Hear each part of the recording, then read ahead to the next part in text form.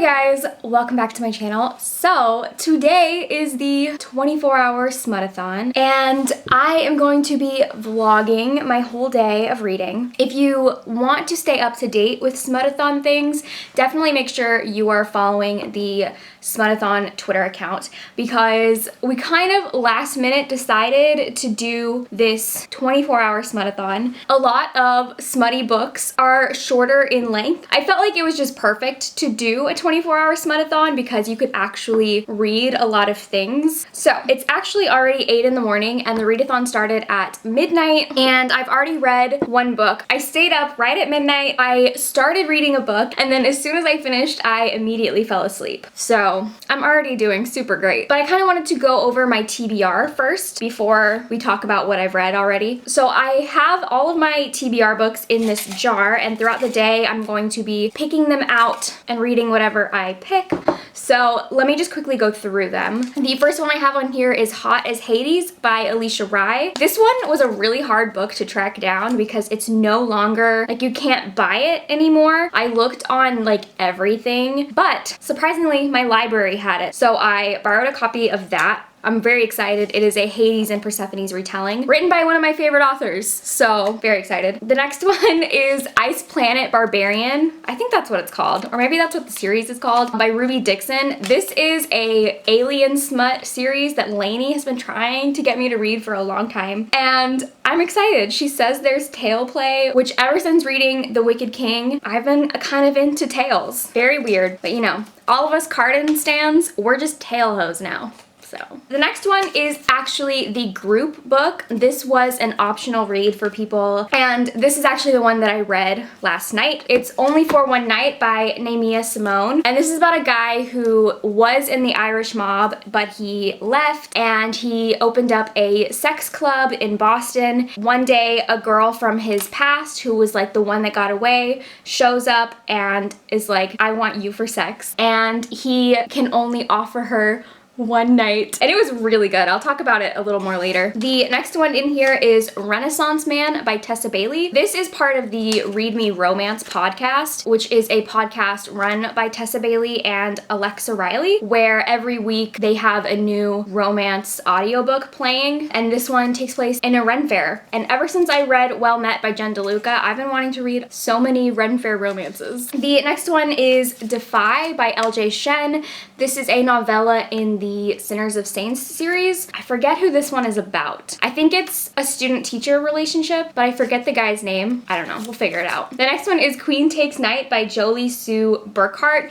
This sounds so good. It is a reverse harem romance about vampires, and it's like a woman and all of her vampire men. I hear it's sexy and bloody, which are my two favorite things. And then the last book in here is Can't Escape Love by Alyssa Cole. This is a novella in her royalty romance series, and this is about Reggie, I think. Portia's twin sister. Is her name Reggie? So those are all the books. I'm actually gonna take this one out because I already read this. So the book that I read, Only for a Night, this was the group book, and I freaking loved it. I think I'm giving it 4.5 stars. It was so good and so smutty. And it was also super romantic. I really shipped the couple. I am just a hoe for a second chance romance. I love second chance romances. Like I mentioned, this is about an ex-Irish mobster, and him and his two friends open up a sex club. One day, this woman from his past shows up. She asks him to teach her and help her have like a sexual awakening and fulfill all of her fantasies, and he can only offer her one night because he doesn't want to get his heart broken again. And so this book is that night. It was just so good. I will say this does have a strong trigger warning for miscarriage. There is a miscarriage that is described, so if that is something that is upsetting for you, I definitely wouldn't recommend this book. But if not, I loved this so much. I definitely am going to binge the whole rest of the series once Smutathon is over. So yeah, 4.5 stars, starting off great. I'm so glad that we picked this as the group book. I hope everyone else who decided to read this enjoyed it as well. Definitely let me know in the comments if you read this and tell me what you thought. So now we're gonna pick the next book. All right, we're gonna read The this one. So I picked Renaissance Man by Tessa Bailey. This one is an audiobook, and I think it's relatively short. It's kind of hard to tell because it is part of the Read Me Romance podcast, so it's split up over 4 or 5 episodes. I downloaded them all on my phone, so we'll see. But if I had to guess, I would say it's under 2 hours. So I think I'm gonna go get coffee and make breakfast and listen to Renaissance Man while I do that. Okay, so I went and I made some coffee and I had breakfast and I finished Renaissance Man. My gut is telling me 2 stars. So this ex-Special Forces guy is at a Ren fair for reasons that I can't remember or weren't explained. He finds this girl in like a prom dress stuck on a fence, and like her dress is up over her head and he has to help her get up, like unstuck. And she apparently is like the prize for the jousting competition. Whoever wins the competition wins a date with her. So he suddenly, like, because he saved her from this fence, he feels like he has to win her. He can't let anyone else go on a date with her. He has to have her. Even though he doesn't want a relationship, he's never wanted a relationship, he wants this girl. I just didn't really like it. I think the main thing I didn't like was he kept calling her sweetheart. And that is my least favorite nickname or term of endearment. I just hate sweetheart. Every time I hear it in a tone of condescension. If he just called her sweetheart like once or twice, that's fine. This was such a short audiobook and he probably called her sweetheart like 30 times. It was a lot. Every time I was just like, ugh, I hate being called sweetheart. If you are into like really filthy dirty talk, then Tessa Bailey's definitely for you. Overall, I didn't really like this, so 2 stars. This was the first thing that I listened to on the Read Me Romance podcast, and I'm definitely intrigued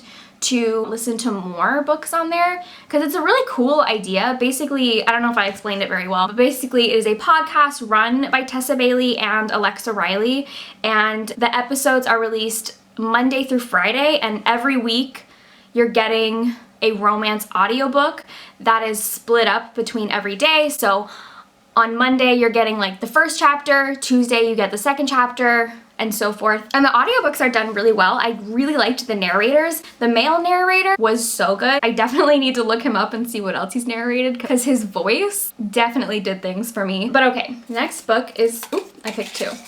The next book I'm gonna read is this one, Can't Escape Love by Alyssa Cole. So this is part of the Reluctant Royals series. I believe that it is about Portia's twin sister, and Portia was the main character in A Duke by Default, and she has a twin sister who runs like a nerdy fandom website that's super popular. And yeah, that's all I know about this, so I'm really excited. I've really been wanting to read this. So I just finished my 3rd book, Can't Escape Love by Alyssa Cole, and you guys, I loved this so much. I think this might be my 2nd favorite of the series. A Duke by Default is my favorite, and then this one was just so cute. So basically it was about Portia's twin sister. She runs a very successful nerd website called Girls with Glasses, and she's also in a wheelchair. And basically this book is about, years ago she met this guy who did like live streams. He would live stream himself doing puzzles, and she was his only viewer, and they would talk and she would listen to his live streams in order to help her go to sleep. Like he was kind of her own personal ASMR almost. One day he just stopped the live streams and took them all down. So she contacts him to ask him if he can record a bunch of audio for her because she now needs his voice to go to sleep. And when she contacts him, he offers instead to call her every night and kind of like talk to her to go to sleep. This is just the cutest book. It's literally just 2 nerds falling in love.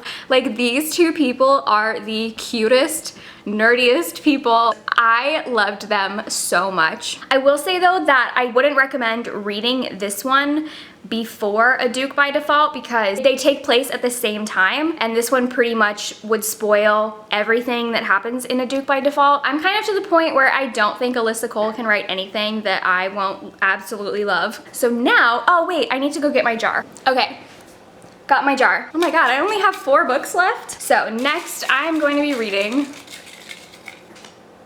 yes, okay, Queen Takes Night by Jolie Sue Burkhart. This one is the vampire reverse harem romance. Okay, so update. I just finished Queen Takes Nights. I'm actually kind of surprised how much I liked this. So basically what it is about. This girl, her parents were both killed by these monsters, and ever since then the monsters have been hunting her down. One day these 2 vampires show up and they're calling her their queen and they're devoting themselves to her, and it turns out that she is a vampire queen and they are like her guards. They are bound to protect her and serve her. So yeah, that's like the general plot of the book, but I would say that the actual plot of the book was mostly fucking and drinking blood at the same time. Yeah, this is the first reverse harem book I've ever read, and I think that this book was definitely supposed to be like dipping your toes in the reverse harem-ness, because she only had 2 vampire boys that were serving her. But I think eventually in the series she's gonna get many. Like, they explained that other queens have like hundreds. And I was actually pleasantly surprised for how short this book was. There was actually a lot of world building in it as well, and that's what I was the most intrigued by. Like, yeah, the sex scenes were good, but the world building was super cool. I was very intrigued by this world. There's a lot of like vampire politics going on. The whole vibe kind of reminded me of Queen of the Damned. There was like Egyptian mythology mixed into it. I ended up giving it 3 stars. Reason being, there was a couple things that made me just cringe a bit. So the first one is that when the book started, she was a virgin, and these 2 vampires show up out of the blue, and just she immediately accepts them being vampires. She's like, okay, cool, got it. She accepts that she's now their queen. Okay, cool, got it. But the thing that kind of made me like side-eye a little bit was that they just immediately like went into her hotel room and she immediately fucked both of them.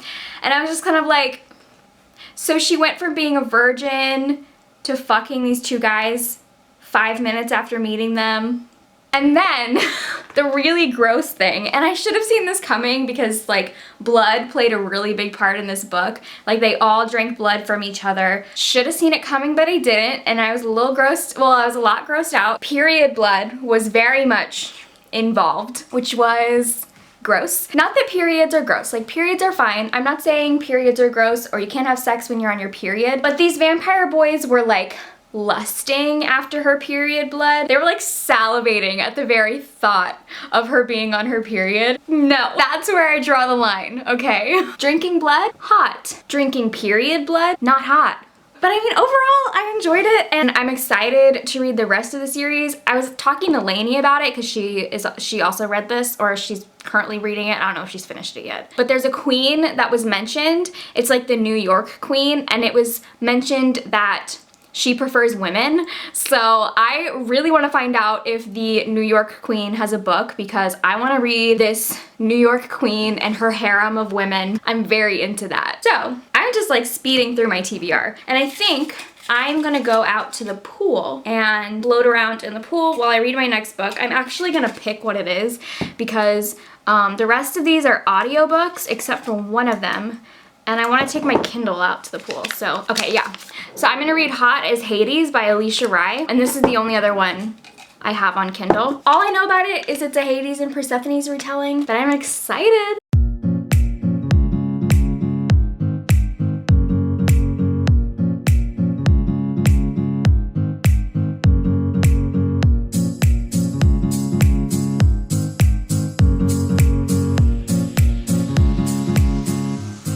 So it is now 5:30 and I've done like no reading since the last time I talked to you guys. I've read the first like 3 chapters of Hot as Hades and I am enjoying it, but I've just been like so tired and I've been trying not to nap. Not only have I not been reading, but I've also not been napping. So I have not been doing the 2 things that I want to be doing. Also doesn't help that I have had 3 pina coladas and I just ate a ton of enchiladas, so I'm a little bit buzzed and very full and tired, but I really want to finish all the books that are on my TBR, and I have 2.5 left. If I can just finish Hot as Hades, then I think I'll be good. I just need to get up. Oh my god. What the fuck? Totally forgot what was happening in this book when I left off. This chapter started with Persephone didn't know that she could gape at first. But it meant like gape as in to stare widely. I thought they were talking about something else.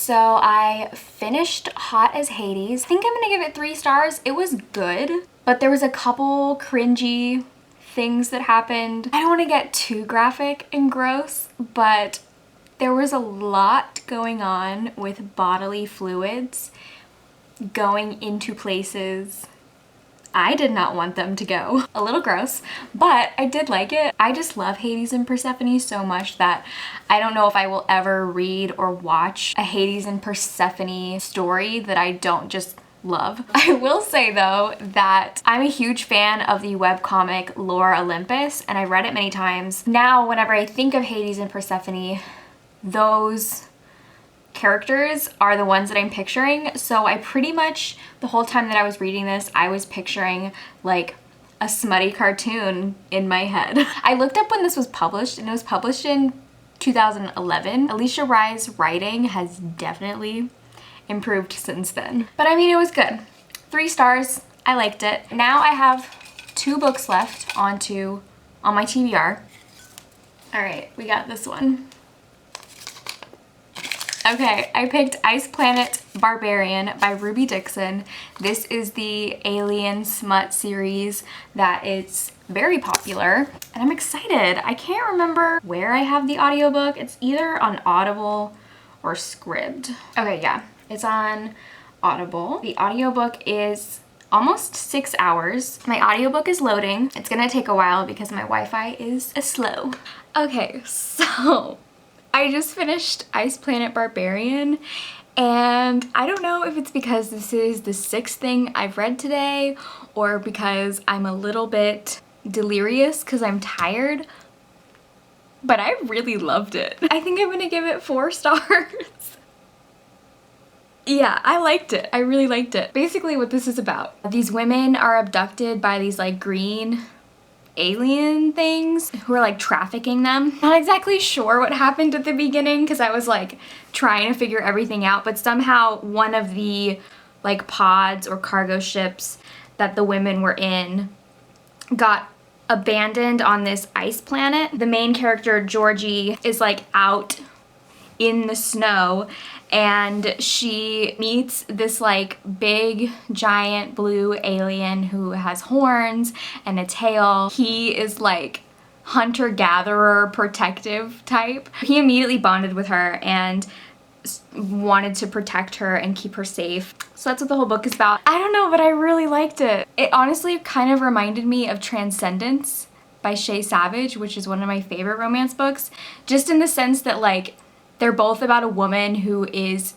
completely like isolated in this place where she can't really, like she doesn't really know how to take care of herself in this new environment, and then this like macho masculine dude who she can't communicate with comes to take care of her.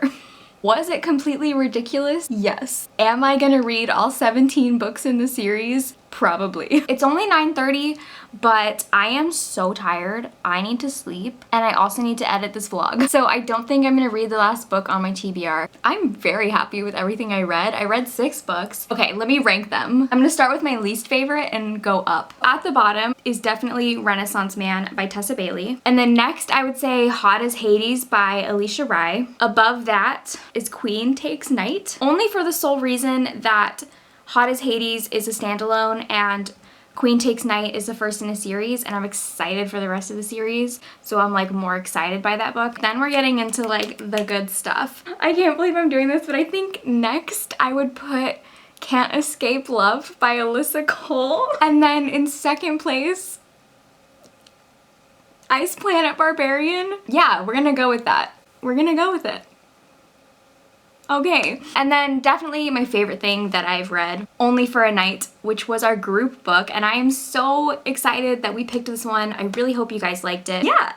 So that was everything that I read for the 24-hour Smutathon. I hope you guys enjoyed doing a 24-hour Smutathon. Thank you guys for watching, and I will see you in my next video. Bye!